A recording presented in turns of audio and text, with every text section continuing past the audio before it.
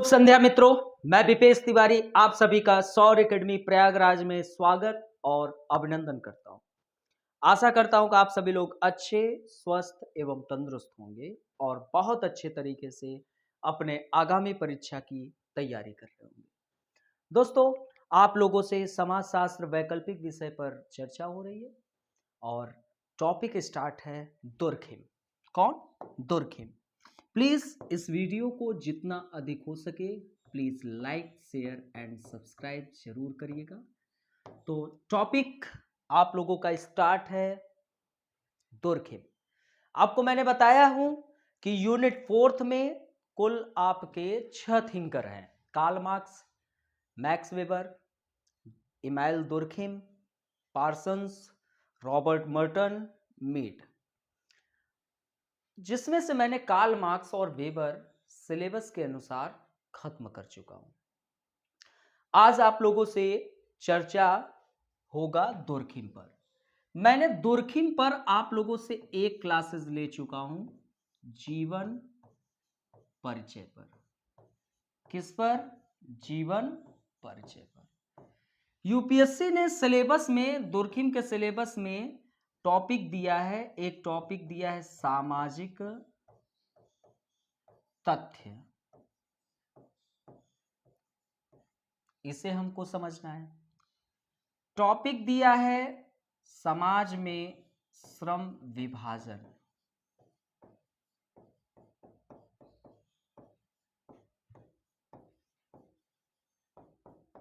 फिर एक टॉपिक दिया है आत्महत्या का और एक टॉपिक दिया है श्रम विभाजन, धर्म एवं समाज।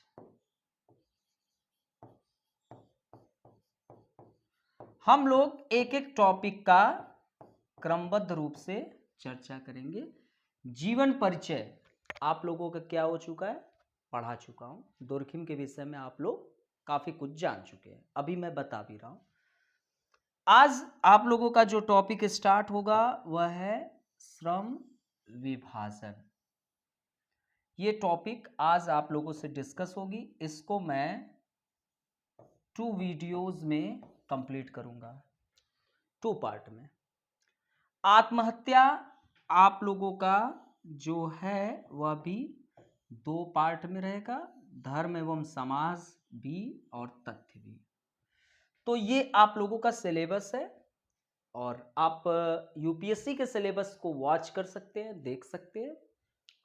चलिए, तो दोस्तों आप लोगों से चर्चा करने से पहले ये बता देता हूं, समाजशास्त्र का नया बैच स्टार्ट हो गया है।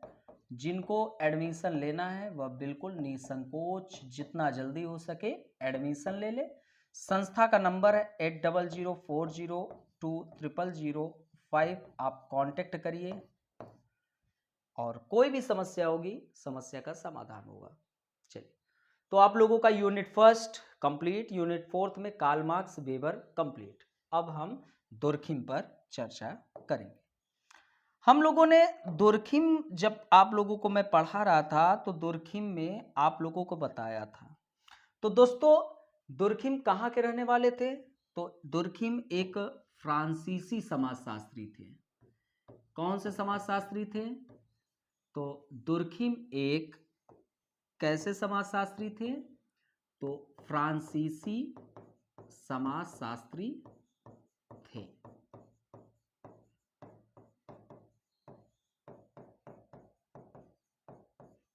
जिस समय ब्रिटेन भारत में ताज का शासन लाता है उस वक्त दुर्खिम का जन्म होता है।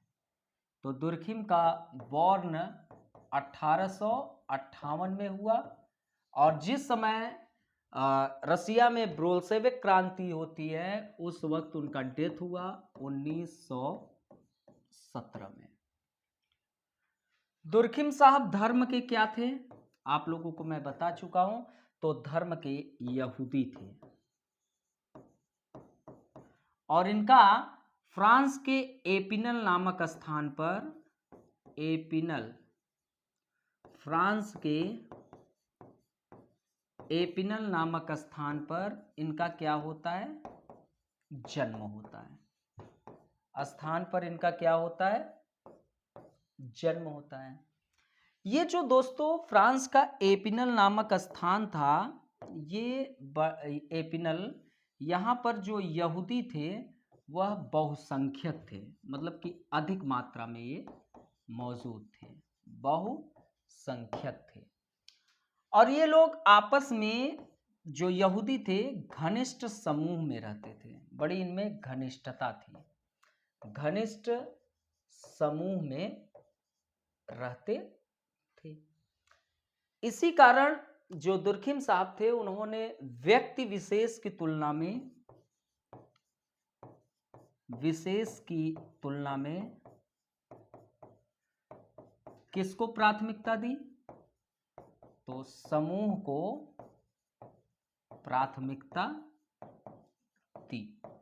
मन में प्रश्न आएगा कि आखिरकार समूह को प्राथमिकता क्यों दी? क्योंकि एपिनल नामक स्थान पर जहां इनका जन्म होता है, वहां पर यहूदी बहुसंख्यक थे और दुर्खिम भी एक यहूदी धर्म के व्यक्ति थे, और आपस में ये भी घनिष्ठ समूह से जुड़े हुए थे, और यह फ्रांस का बड़ा ही राष्ट्रवादी क्षेत्रों में से एक माना जाता था एपिनल। तो इसी कारण दुर्खिम ने व्यक्ति विशेष की तुलना में किसको प्राथमिकता दी? समूह को प्राथमिकता दी। इसी कारण दुर्खिम ने व्यक्ति विशेष की तुलना में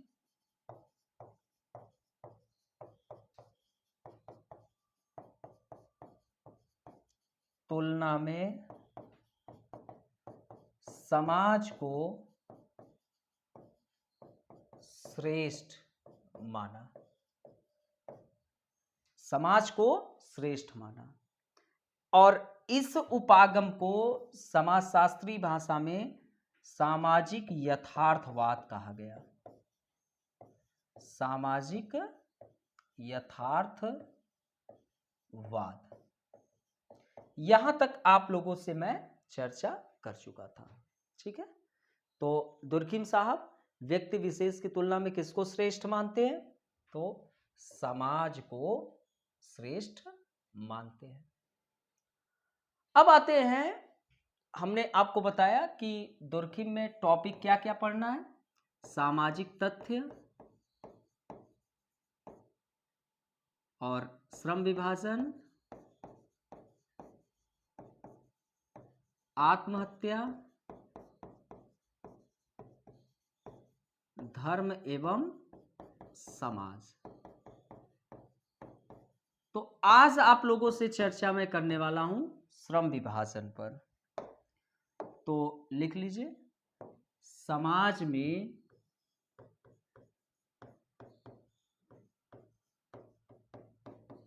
श्रम विभाजन।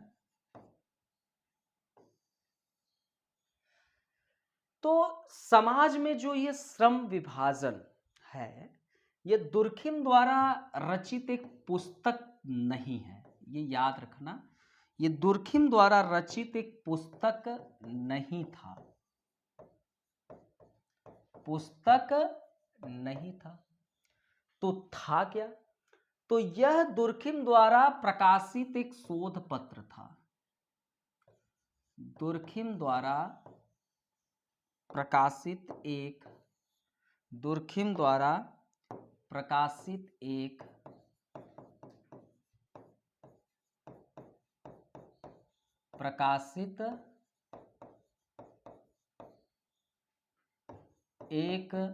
शोध पत्र था। तो मतलब कि जो समाज में श्रम विभाजन है, यह दुर्खिम द्वारा रचित एक पुस्तक नहीं थी। यह आप कतई न मान लेना कि यह दुर्खिम द्वारा रचित एक पुस्तक थी, बिल्कुल न मानना। यह दुर्खिम द्वारा प्रकाशित एक शोध पत्र था। परंतु दोस्तों, इसे, अर्थात कि समाज में जो श्रम विभाजन सिद्धांत है, इसको समाज शास्त्र में पहला शास्त्रीय उपागम कहा जाता है। समाज शास्त्र में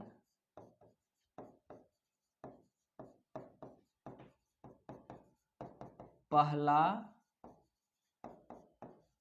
शास्त्रीय उपागम।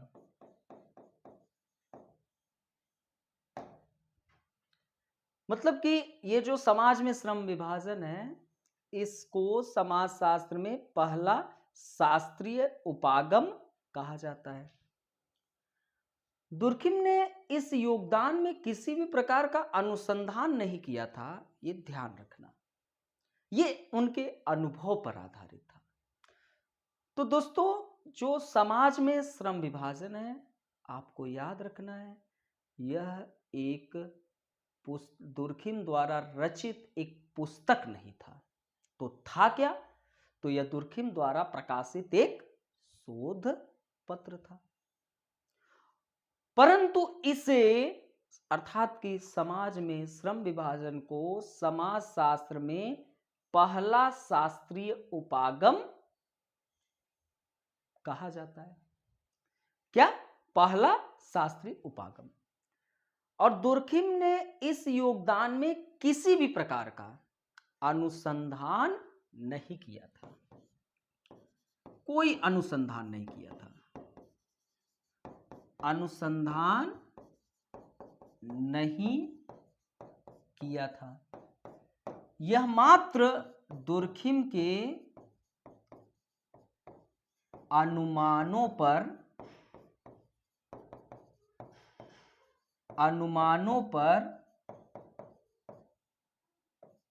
आधारित था। किस पर आधारित था? सिर्फ अनुमानों पर। ठीक है। और दोस्तों, श्रम विभाजन की जो अवधारणा थी, श्रम विभाजन की अवधारणा,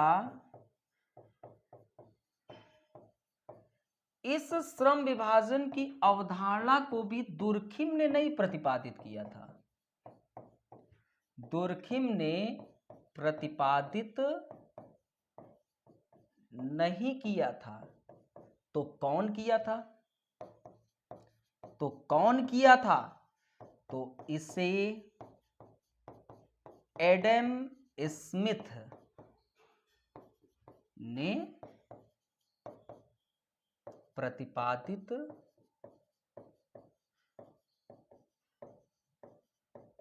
किया था। यहां तक किसी को कोई दिक्कत? सिंपल तरीके से आपको क्या जानना है कि समाज में श्रम विभाजन टॉपिक हम लोग रीड कर रहे हैं, तो सिंपल तरीके से आपको यह जानने की अत्यंत आवश्यक है कि यह दुर्खिम द्वारा रचित एक पुस्तक थी नहीं। तो थी क्या? तो दुर्खिम द्वारा प्रकाशित एक शोध पत्र था। परंतु इसे, अर्थात कि समाज में श्रम विभाजन को समाजशास्त्र में पहला शास्त्रीय योगदान कहा जाता है। और दुर्खिम ने इसके लिए कोई अनुसंधान नहीं किया था, यह सिर्फ उनके अनुमानों पर आधारित था। और दुर्खिम साहब जो हैं, वह श्रम विभाजन की अवधारणा जो है दुर्खिम ने प्रतिपादित भी नहीं की थी। इसको कौन प्रतिपादित किया था? एडम स्मिथ साहब। एडम स्मिथ का नाम आप लोगों ने सुना है, अर्थशास्त्र के जनक कहे जाते हैं। द वेल्थ ऑफ नेशन इन्होंने पुस्तक भी लिखी है ना। तो यहां तक किसी को कोई दिक्कत? श्रम विभाजन का एक शब्द का मीनिंग जान लीजिए कि कार्य के विशेषीकरण से है। ठीक, एक शब्द की मीनिंग, बाकी आगे हम समझते हैं। अब ये पता चल गया कि इसे एडम स्मिथ ने प्रतिपादित किया था। किसको? श्रम विभाजन को। श्रम विभाजन की अवधारणा को दुर्खिम ने प्रतिपादित नहीं किया था। कौन? एडम स्मिथ ने प्रतिपादित किया था। श्रम विभाजन को परिभाषित करते हुए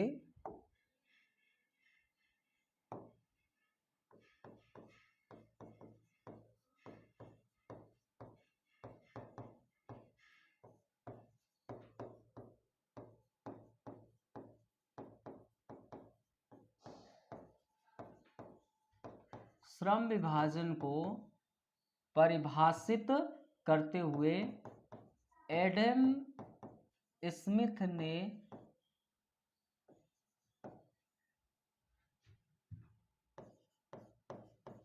कहा कि यह एक प्रक्रिया, यह क्या है? तो यह एक प्रक्रिया है जिसके अंतर्गत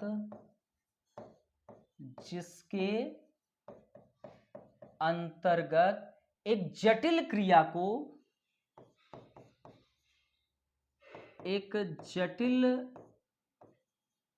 क्रिया को किसमें? साधारण क्रिया में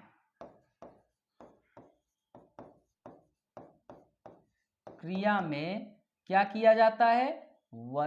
वर्गीकृत किया जाता है। ठीक है, वर्गीकृत कर, ठीक है। इसको यहां पर अगर हिस्से लिख देते हैं तो और ज्यादा बेटर है। तो जटिल क्रिया को साधारण हिस्सों में वर्गीकृत कर विभिन्न लोगों में क्या कर दिया जाता है? विभिन्न लोगों में आवंटित कर दिया जाता है। तो अभी तक हम लोगों ने जाना कि जो श्रम विभाजन है इसको दुर्खिम ने प्रतिपादित नहीं किया था। कौन प्रतिपादित किया था? एडम स्मिथ साहब ने। अब एडम स्मिथ साहब जो थे उन्होंने परिभाषित किया। किसने? एडम स्मिथ ने। और कहा कि यह क्या है? एक प्रक्रिया है जिसके अंतर्गत किस क्रिया को, जटिल क्रिया है, ऐसी क्रिया है जिसको हम समझ ही नहीं पा रहे, बहुत कठोरतम है, उसको क्या काम करिए? साधारण हिस्सों में वर्गीकृत कर दीजिए ताकि लोगों को समझने में आसानी हो और फिर विभिन्न लोगों को उसको आवंटित कर दिया जाए। ठीक है, इसके माध्यम से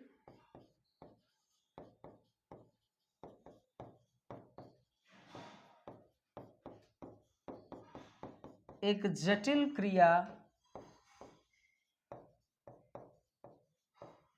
को आसानी से पूरा किया जा सकता है।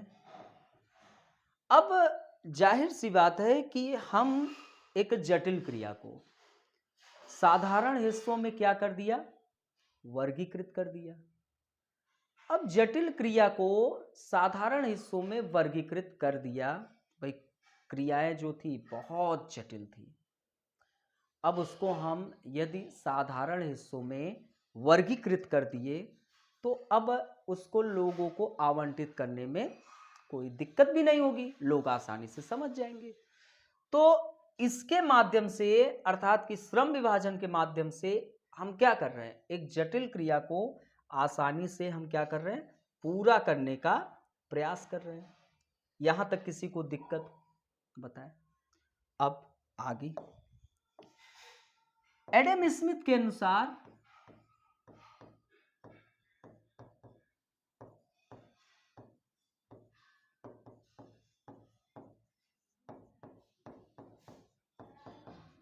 श्रम विभाजन औद्योगिकीकरण की प्रक्रिया का एक परिणाम है। औद्योगिकीकरण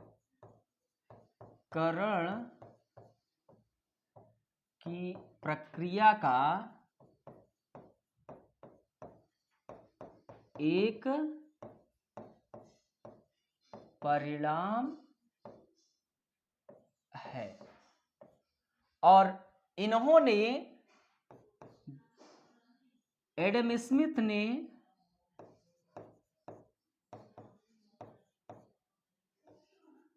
श्रम विभाजन को किससे जोड़कर देखा? तो एडम स्मिथ ने श्रम विभाजन को आर्थिक क्रियाओं से जोड़कर देखा। श्रम विभाजन को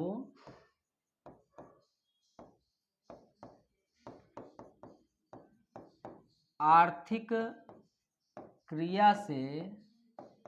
क्रियाओं से जोड़कर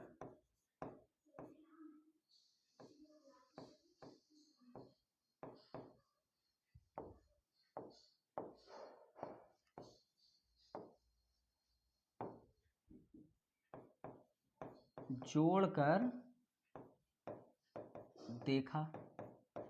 ठीक है, समझिए। थोड़ा वीडियो जो है थोड़ी देर के लिए वेट कर लीजिए, पॉज कर दिया जाता है थोड़ी देर के लिए क्योंकि कुछ समस्याएं आ रही हैं। हाँ, पॉज कर दीजिए। तो दोस्तों, क्या एडम स्मिथ के अनुसार श्रम विभाजन किसका परिणाम है? तो श्रम विभाजन औद्योगिकीकरण की प्रक्रिया का एक परिणाम है। अर्थात कि औद्योगिकीकरण से आपको श्रम विभाजन दिखाई दे रहा है। और एडम स्मिथ ने श्रम विभाजन को किससे जोड़कर देखा? तो आर्थिक क्रियाओं से जोड़कर देखा।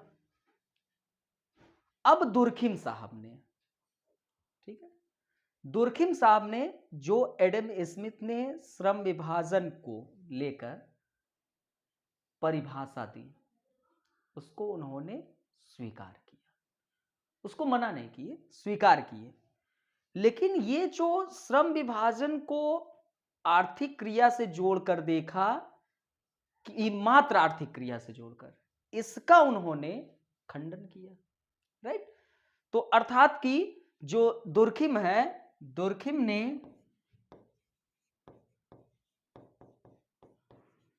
एडम स्मिथ द्वारा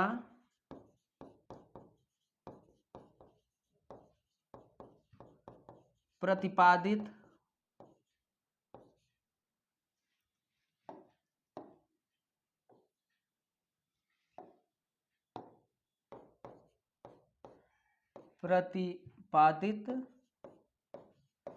श्रम विभाजन की परिभाषा को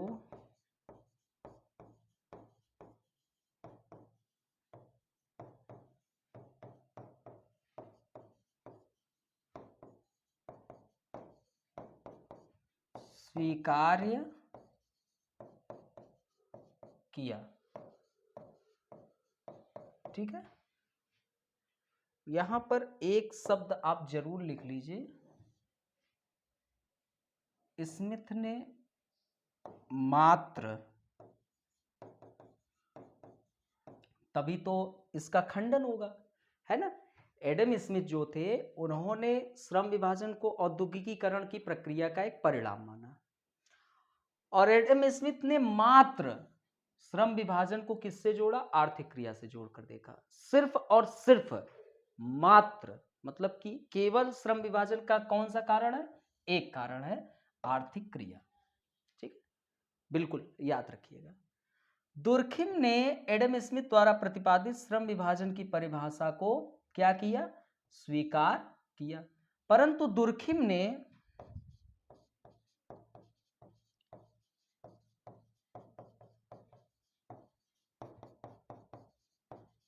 एडम स्मिथ के परंतु दुर्खिम ने एडम स्मिथ के इस विचार का खंडन किया कि श्रम विभाजन औद्योगिकीकरण का एक परिणाम है, औद्योगिकीकरण का एक परिणाम है, एवं इसे मात्र आर्थिक क्रिया से जोड़कर देखा जा सकता है, एवं इसे मात्र आर्थिक क्रिया से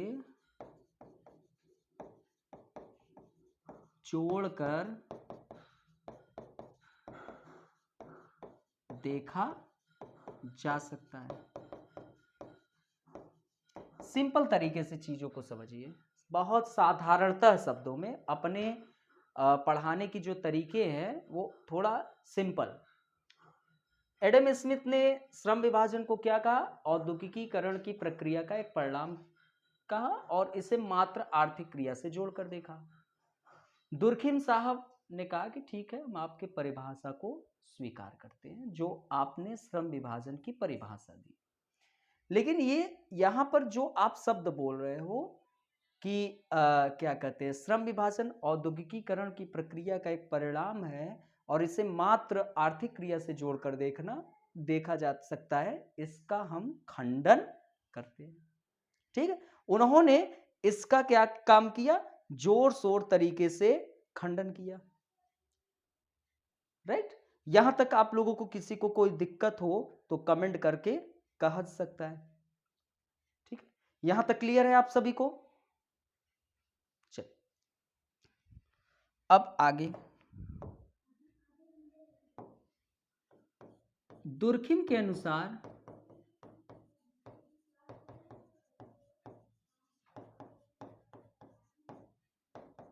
श्रम विभाजन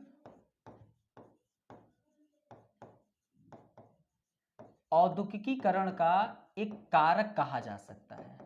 औद्योगिकीकरण का एक कारक कहा जा सकता है। एक कारक कहा जा सकता है।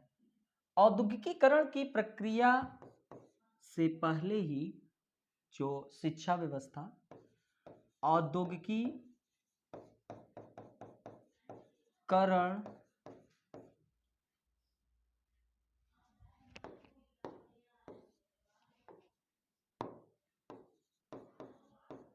की प्रक्रिया से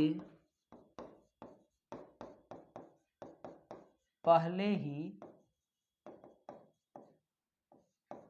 शिक्षा व्यवस्था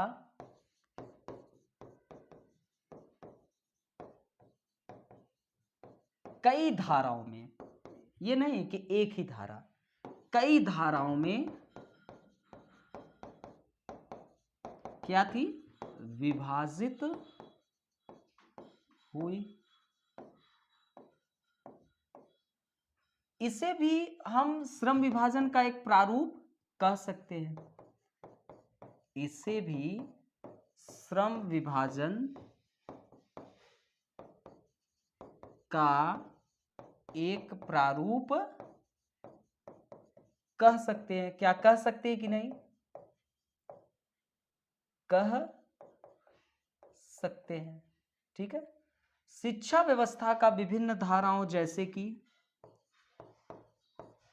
शिक्षा व्यवस्था का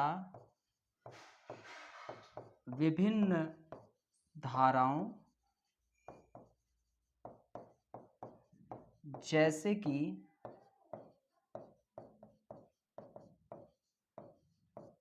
आपका विज्ञान,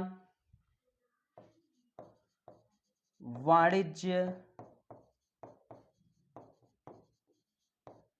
इत्यादि के विज्ञान, वाणिज्य इत्यादि में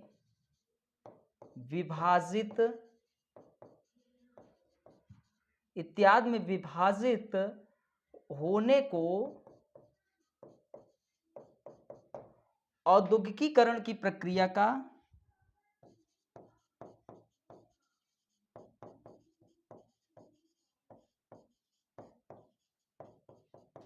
का एक कारण कहा जा सकता है या कह सकते हैं।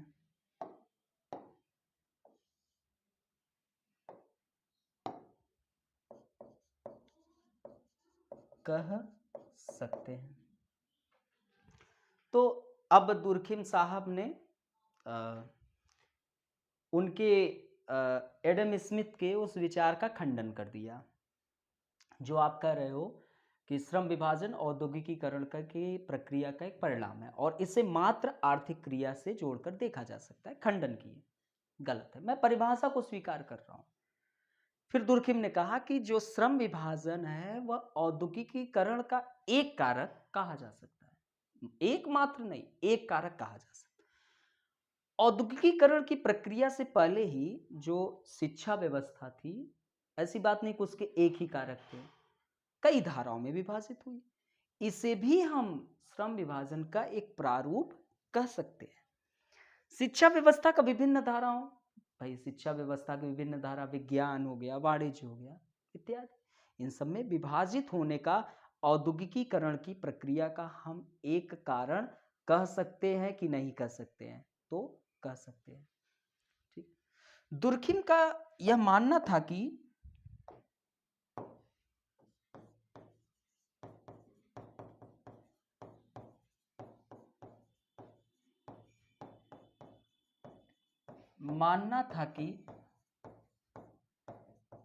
श्रम विभाजन को मात्र आर्थिक क्रियाओं से जोड़कर नहीं देखा जा सकता है। मात्र आर्थिक क्रियाओं से जोड़कर नहीं देखा जा सकता है। जोड़कर नहीं देखा जा सकता है। इसे सामाजिक जीवन के हर एक पक्ष के साथ जोड़कर देखा जा सकता है। इसे सामाजिक जीवन के हर एक पक्ष, सामाजिक जीवन के हर एक पक्ष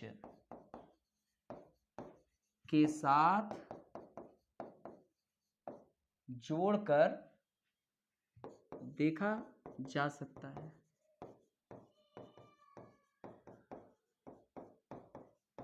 क्योंकि श्रम विभाजन हमारे सामाजिक जीवन के हर एक पक्ष में विद्यमान है।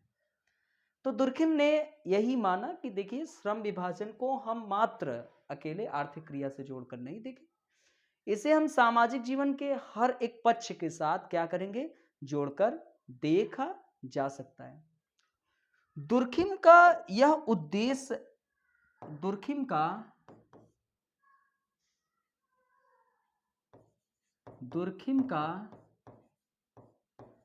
स्पष्ट करने का उद्देश्य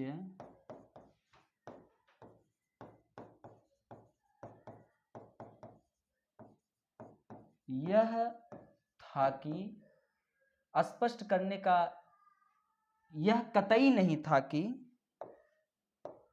मतलब कि दुर्खिम का स्पष्ट करने का उद्देश्य यह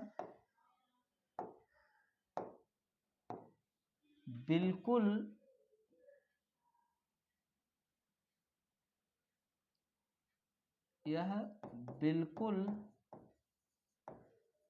नहीं था कि श्रम विभाजन औद्योगिकीकरण की प्रक्रिया का एक परिणाम है। औद्योगिकीकरण की प्रक्रिया का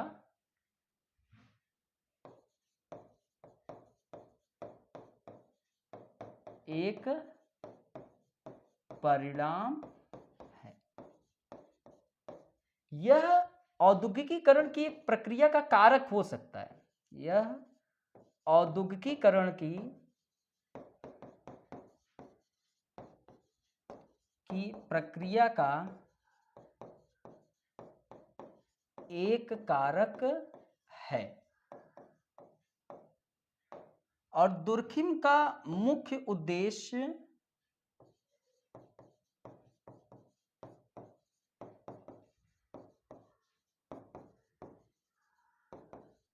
यह समझाने का था कि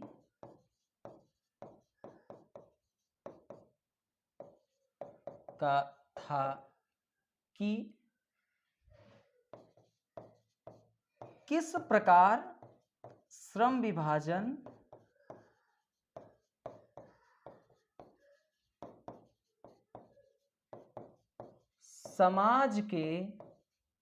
समाज में एकता को जन्म देती है।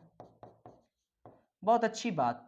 अब यहीं पर आप यांत्रिक और सावी एकता को पढ़ेंगे, बहुत इंटरेस्टिंग है। तो दुर्खिम का ये स्पष्ट करने का उद्देश्य बिल्कुल भी नहीं था कि श्रम विभाजन किसका परिणाम है, औद्योगिकीकरण की प्रक्रिया का परिणाम है। मतलब कि श्रम विभाजन औद्योगिकीकरण के कारण ही आया। यह औद्योगिकीकरण की प्रक्रिया का एक कारक है। दुर्खिम का मुख्य उद्देश्य कारक का, ठीक है, दुर्खिम का मुख्य उद्देश्य यह समझाने का था कि किस प्रकार श्रम विभाजन जो है समाज में किसको जन्म देता है, एकता को जन्म देता है। और इस प्रक्रिया को समझाने के उद्देश्य से, इस प्रक्रिया को समझाने के उद्देश्य से दुर्खिम ने मानव समाज को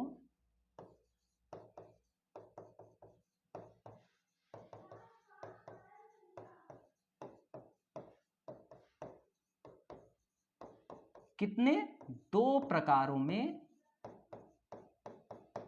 वर्गीकृत किया। अब यहां से आप और ज्यादा चीजों को स्पष्ट पाएंगे, ठीक है। एडम स्मिथ के बातों को उन्होंने अस्वीकार कर दिया कि जो आप कह रहे हैं कि श्रम विभाजन औद्योगिकीकरण की प्रक्रिया का एक परिणाम है और यह मात्र आर्थिक क्रिया से जोड़कर देखा जा सकता है, तो नहीं, ये औद्योगिकीकरण का एक कारक है, ठीक है, परिणाम नहीं। तो वर्गीकृत किया कितने, 2 प्रकारों में। पहला क्या है, साधारण छोटा समाज, छोटा समाज, और वृहद आधुनिक औद्योगिक समाज। अब इसके की आगे की कहानी हम लोग नेक्स्ट लेक्चर में जानेंगे, ठीक है। यहां तक आप लोगों को कोई समस्या हो, कोई दिक्कत आई हो तो प्रश्न पूछिए, हम बिल्कुल तैयार हैं, जल्दी से जल्दी पूछ लीजिए। कोई भी किसी भी प्रकार की यदि आपको समस्या आई हो तो आप प्रश्न पूछ सकते हैं, आपको समस्याओं का निदान होगा। अब यहाँ पर हम लोगों को एक एक चीजें समझना होगा। साधारण छोटा समाज, तो यह किस प्रकार की एकता को जन्म दे रहा है। वृहद आधुनिक औद्योगिक समाज, तो यह किस प्रकार की एकता को जन्म दे रहा है। तो एक एक करके डिटेल में जानेंगे, है ना। अब नेक्स्ट पार्ट में आपका श्रम विभाजन खत्म हो जाएगा, है ना। अब दोस्तों आप लोगों को एक बात तो ध्यान रखनी होगी कि आप लोगों के पास, अब ये टॉपिक यहीं पे स्टॉप करते हैं। आप लोग सिंपल तरीके से, अब पहली चीज तो जो नोट्स आप लोग शॉर्ट में जो भी बनाते हो, नोट्स आपको प्लेन पेज में बनाना है। पेज आपका क्या होना चाहिए, कोरा कागज, जिसको कहते हैं प्लेन पेज होना चाहिए, ठीक है। पहली चीज तो आपका नोट्स इस अंदाज में तैयार होना चाहिए, राइट, प्लेन पेज होना चाहिए, ओके। आप लोगों के पास सिलेबस आपके टेबल पर सोशियोलॉजी का मौजूद होना चाहिए। ये आज आप लोग नोट कर लीजिए, सिलेबस। मैं किसी भी समय कॉल करके आपसे सिलेबस, ठीक है, जो पेड बैच के मेरे स्टूडेंट हैं, मैं कभी भी कॉल करके आप लोगों से सिलेबस का पिक मांग सकता हूं। तो आपके टेबल पर सिलेबस रहने चाहिए, ये ध्यान रखना। जो भी नोट्स होगा प्लेन पेज में। आप लोगों का जो भी टेस्ट अगर मैं लेता हूं तो वो टेस्ट आप लोग प्लेन पेज में ही देंगे, ठीक है। टेस्ट आपको प्लेन पेज में देना होगा, वरना कॉपी मैं चेक नहीं करूंगा, ये ध्यान रखना। कॉपी आपका चेक नहीं होगा, ठीक है, ध्यान रखना। और आपके टेबल पर क्वेश्चन पेपर, जो प्रीवियस ईयर के क्वेश्चन पेपर आते हैं, आप मार्केट में जाना, शायद उसका नाम है दिशा कुछ ऐसे करके आती, मैं बता दूंगा। तो प्रीवियस ईयर के क्वेश्चन पेपर आप आईएएस का भी रख लीजिए और पीसीएस का, दोनों का पेपर आप रख लीजिए प्रीवियस ईयर के, ताकि आपको सॉल्व करने में कोई समस्या ना हो। ये सब चीज़ें अब आपको अपने पास रखना है। बाकी जो पेड बैच के स्टूडेंट हैं उनको नोट्स मैं दे दिया हूँ, तो जो लेक्चर के मटेरियल हैं उनको आपको नोट करने की बहुत ज़्यादा ज़रूरत नहीं पड़नी चाहिए। आपको क्या काम करना है, उस नोट्स से डेली रिवीजन करिए, डेली रिवीजन। दूसरी चीज, आप लोग अब ऐसी स्थिति में आ गए हैं कि क्वेश्चन को सॉल्व करके आप हमको भेज सकते हैं। तो अब आपका एक नैतिक जिम्मेदारी है कि आप क्वेश्चन को सॉल्व करके हमें भेजना स्टार्ट करिए। कम से कम मैं आपसे 1 या 2 प्रश्न का उत्तर आशा कर सकता हूं कि 1 या 2 क्वेश्चन आप लोग हमें भेजेंगे लिखकर। मैं आपको चेक करूंगा और चेक करने के बाद आपको मैं बता दूंगा, मूल्यांकन कर दूंगा, और मूल्यांकन से आप खुद को पहचाने कि हम किस स्थिति में हैं। ठीक है, तो आप लोग बिल्कुल तैयार हो जाइए। बाकी मिलते हैं अगले वीडियोस में साधारण छोटा समाज और बृहत आधुनिक औद्योगिक समाज को समझने के लिए। तब तक के लिए बाय बाय, टेक केयर।